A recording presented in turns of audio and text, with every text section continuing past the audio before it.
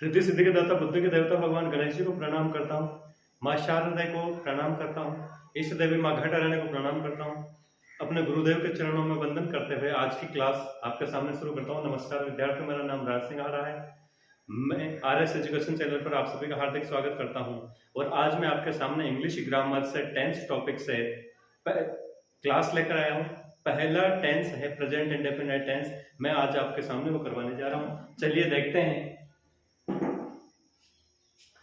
Present indefinite tense कितने होते हैं? अब तक क्योंकि आप कंपटीशन एग्जाम की तैयारी कर रहे हैं तो इससे पहले का नॉलेज आपको होगा। टेंस कितने होते हैं, कौन कौन से होते हैं, एवरी टेंस के कितने पार्ट होते हैं, ये आपने पहले ही सीख रखा है। मैं कोशिश करता हूँ एक ही वीडियो में पूरा टेंस कवर करवाने की, और शायद ये करने के बाद कुछ और बचेगा नहीं और आपको इसके अलावा और कुछ देखने की जरूरत भी नहीं पड़ेगी।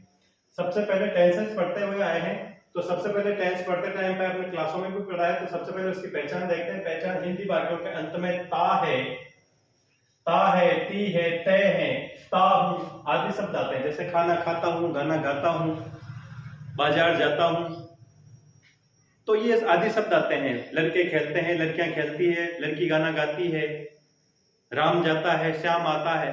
तो ता है, ती है, तय है आदि शब्द आते हैं। उनसे पहचान हो जाती है कि ये सेंटेंस जो दिया हुआ है ये प्रेजेंट इंडेफिनिट टेंस का सेंटेंस है। पहचान करना जरूरी है। अब आज दिन तक आपने हिंदी में तो पहचान कर लिया, बट हमेशा समस्या क्या है, जब एग्जाम में इसका क्वेश्चन लिखा हुआ होता है तो वहां कंफ्यूज हो जाते हैं। वहां कोई हिंदी में लिखा हुआ थोड़ी आता है। हम कोई 6, 7, 8 के एग्जाम की तैयारी नहीं कर रहे हैं, हम कंपटीशन एग्जाम की तैयारी कर रहे हैं। वहां कोई ट्रांसलेशन नहीं करवाना होता है, वहां पहचानना होता है कौन सा सेंटेंस है। वहां पर बस सब्जेक्ट वर्ब एफर्मेटिव के क्वेश्चन आते हैं। सब्जेक्ट के अकॉर्डिंग वर्ब रखनी होती है। सब्जेक्ट के अकॉर्डिंग वर्ब कब रखते हैं? जब हमें पता हो कि इसमें कौन सा टेंस है। तो इसीलिए इंग्लिश में भी आपको ट्रिक पता होना बहुत जरूरी है। इंग्लिश में पहचान क्या है? इसके जो सेंटेंस आएंगे उसमें इंग्लिश सेंटेंसेस में always, often, sometime, usually, generally, seldom, rarely, never, regularly, every, each, at, on.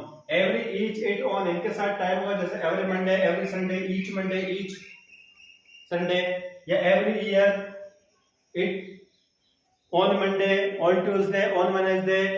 तो ऐसे अगर साथ में आते हैं वहां पर ऐसे वर्ड्स आपको मिल जाते हैं तो डेफिनेटली वो सेंटेंस प्रेजेंट इंडेफिनिट टेंस का होगा। अब ये होगी हिंदी और इंग्लिश में पहचान। उसके बाद आगे चलते हैं। अब इस टेंस में एवरी टेंस में अपन पढ़ते हैं तो सबसे पहले उसका इंट्रोडक्शन देख लेते हैं। उसके बाद में उसके हेल्पिंग वर्ब के बाद में मेन वर्ब के बाद में उसका पैटर्न बना लेते हैं। अब इसकी हेल्पिंग वर्ब इसमें आएगी डू और डज। इसमें 2 हेल्पिंग वर्ब्स यूज होगी, डू और डज। अब यूज कहां पे होगी? देखो, when the sentence is negative और इंटरोगेटिव, ये तभी यूज होगी तब सेंटेंस है तो नेगेटिव या इंटरोगेटिव हो। इट मींस अफर्मेटिव सेंटेंस में do and does not use. Do और डज का यूजेज है वो अफर्मेटिव सेंटेंस में नहीं होगा, ओनली नेगेटिव और इंटरोगेटिव सेंटेंस होने की कंडीशन में ही डू और डज का यूज होगा। चलिए अब ये भी देख लेते हैं डू का यूज कहां होगा, डज का यूज कहां होगा। तो डू वहां पे यूज होगा जहां पे या तो प्रोनाउन आई, वी, यू, दे आ रहा हो सेंटेंस में, या फिर प्लूरल नाउन हो, उस कंडीशन में डू और डज।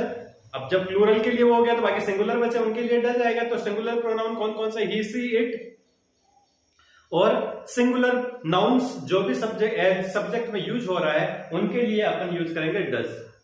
नेक्स्ट मेन वर्ब की इसमें फर्स्ट फॉर्म आती है। मेन वर्ब की फर्स्ट फॉर्म आती है डज के साथ सिंगुलर नाउन, डू के साथ प्लूरल नाउन। मेन वर्ब की इसमें फर्स्ट फॉर्म आती है। इसमें भी एक कंडीशन लग जाती है। देखिए, अगर टेंसेस आपने पढ़े होंगे, ध्यान से पढ़े होंगे, सबसे डिफिकल्ट टेंस यही होता है। इसीलिए इसको थोड़ा ध्यान से इस वीडियो को आप 2-3 बार देखना, आपके बिल्कुल क्लियर हो जाएगा। आज के बाद इस टेंस से रिलेटेड कोई समस्या नहीं रहेगी। कहां समस्याएं होती है मैंने बहुत सारे एक टॉपिक को नोट कर दिया है, एक चीज को नोट कर दिया है, कुछ नहीं छोड़ा है।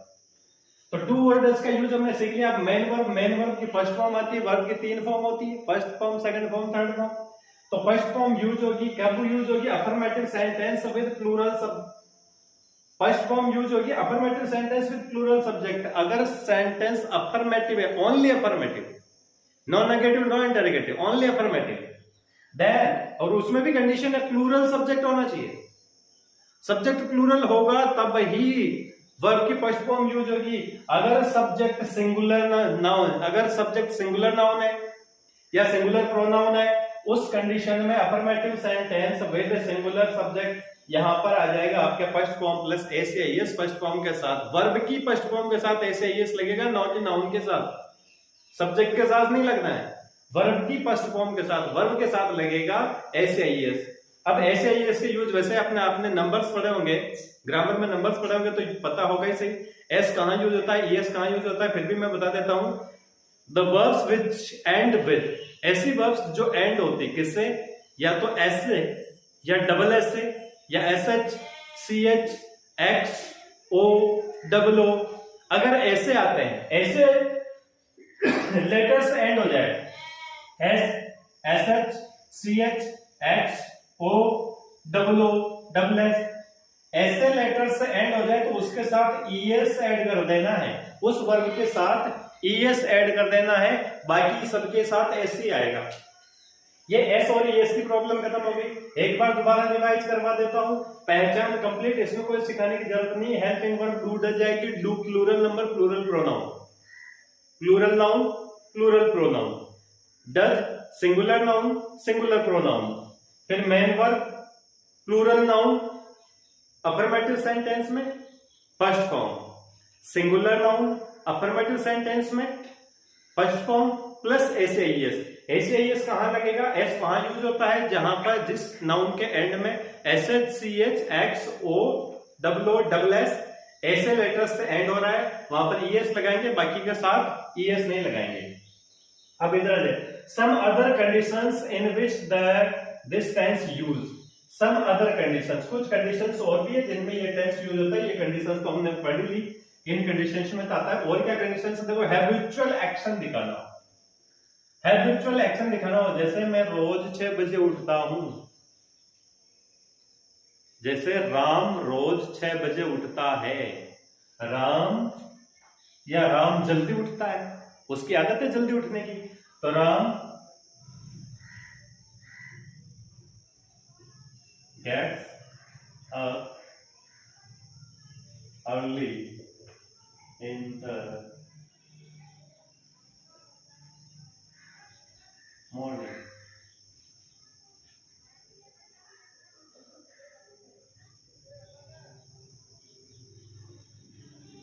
Ram gets up early in the morning. दूसरा यूनिवर्सल ट्रूथ दिखाना हो, ये कंडीशन भी है, यूनिवर्सल ट्रूथ दिखाना हो, वहां पर कोई वर्ब नहीं आती, जैसे सूर्य, जैसे यूनिवर्सल ट्रूथ दिखाना हो, यूनिवर्सल ट्रूथ मतलब सूर्य पूर्व में उदय होता है, सूर्य पूर्व में उदय होता है, तो द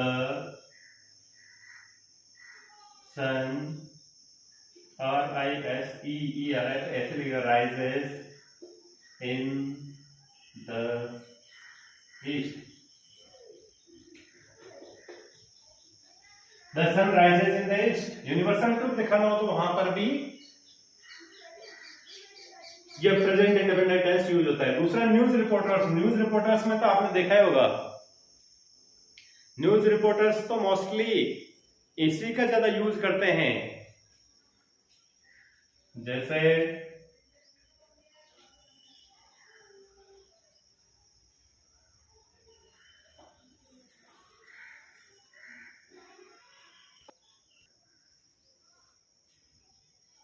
न्यूज रिपोर्टर्स भी मोस्टली इसका यूज करते हैं। जैसे न्यूज रिपोर्ट्स में आपने पढ़ा होगा, फिश स्टॉक्स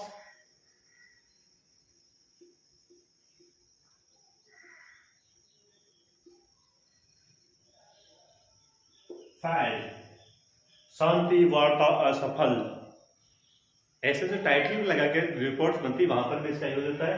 दूसरा प्रेजेंट हिस्ट्री, प्रेजेंट हिस्ट्री से मतलब जैसे आप किसी को स्टोरी सुना रहे हैं, पानीपत के युद्ध की स्टोरी सुना रहे हैं, पहले बता दिया इधर किसकी सेना आई, इधर किसकी सेना आई, इधर से कौन सी रियासत के राजा है, इधर से किस रियासत के राजा है, सुनाते सुनाते फिर बीच में कहते हैं अब पानीपत की लड़ाई शुरू होती है। तो ऐसी कंडीशन में भी प्रेजेंट हिस्ट्री बतानी हो तो वहां पर भी प्रेजेंट इंडेफिनिट टेंस यूज होता है, नाउ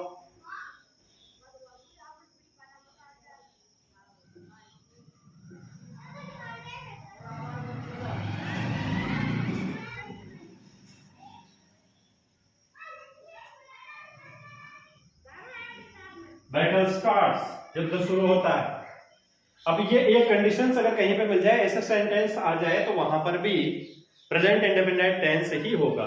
इसके आगे चलते हैं, अब इसका पैटर्न देख लेते हैं। मैं वीडियो ज्यादा लंबा नहीं करना चाह रहा क्योंकि ये तो मोस्टली करीब करीब सबको आता है, फिर भी जो कुछ नई चीजें मुझे मिली मैंने इस वीडियो में निकाल दी और आप इसको नोट डाउन कर सकते हैं। नेक्स्ट है सब्जेक्ट। इसका पैटर्न बना लेते हैं। अफर्मेटिव सेंटेंस सिंगुलर नंबर की कंडीशन में क्या होगा, तो सब्जेक्ट, वर्ब की फर्स्ट फॉर्म, एस और ऑब्जेक्ट। अफर्मेटिव सेंटेंस प्लूरल, अगर सब्जेक्ट प्लूरल है देन सब्जेक्ट, वर्ब की फर्स्ट फॉर्म, ऑब्जेक्ट, सीधा ऑब्जेक्ट आ जाएगा, फुल स्टॉप। उसके बाद अगर सब्जेक्ट सेंटेंस नेगेटिव है तो सब्जेक्ट डूडल्स आ जाएगा, डूडल्स में से एक आ जाएगा, साथ में नोट लगेगा, वर्ब की फर्स्ट फॉर्म, ऑब्जेक्ट। अब वर्ब की फर्स्ट फॉर्म के साथ ए से एस नहीं लगेगा क्योंकि डूडल्स आ गया। जहां पर डूडल्स का यूज होता है वहां वर्ब की फर्स्ट फॉर्म के साथ एस से एस नहीं लगता। फिर इंटरोगेटिव, इंटरोगेटिव में बस सीधा सा जो अफर्मेटिव में होता है उसमें हेल्पिंग वर्ब को आगे ले आओ, doodles plus subject plus verb की फर्स्ट फॉर्म प्लस ऑब्जेक्ट और इंटरोगेटिव मार्क सिंबल। एक एग्जांपल ले लेते हैं। Ram goes to market daily, Ram रोज बाजार जाता है। Ram doesn't go to market daily, Ram रोज बाजार नहीं जाता है। Does Ram go to market daily, क्या राम रोज बाजार जाता है। ये एग्जांपल्स, अब इसके एग्जांपल्स आप हिंदी में बहुत सारे बनाएंगे। ये कोई स्कूल की क्लास नहीं है कि यहाँ मैं आपको बहुत सारे एग्जांपल्स बताऊं, ये मैं कंपटीशन एग्जाम के लिए मैंने करवाया था। यहाँ से जो चीजें शायद मुझे लगता है आज दिन तक अगर कोई आपका कंफ्यूजन रहा होगा तो इस टेंस का आपका एकदम कंप्लीट हो गया होगा। मैं कम से कम टाइम में सारे के सारे टेंस आपको करवाना चाहता हूँ। मेरी इच्छा है कि किसी भी टेंस का वीडियो में 10 मिनट से ज्यादा का नहीं बना। तो आप इसी तरह से चैनल को सब्सक्राइब करें, वीडियो को शेयर करें, लाइक करें और अपने दोस्तों तक शेयर करें और चैनल को ज्यादा से ज्यादा सब्सक्राइब करें। धन्यवाद। जय हिंद।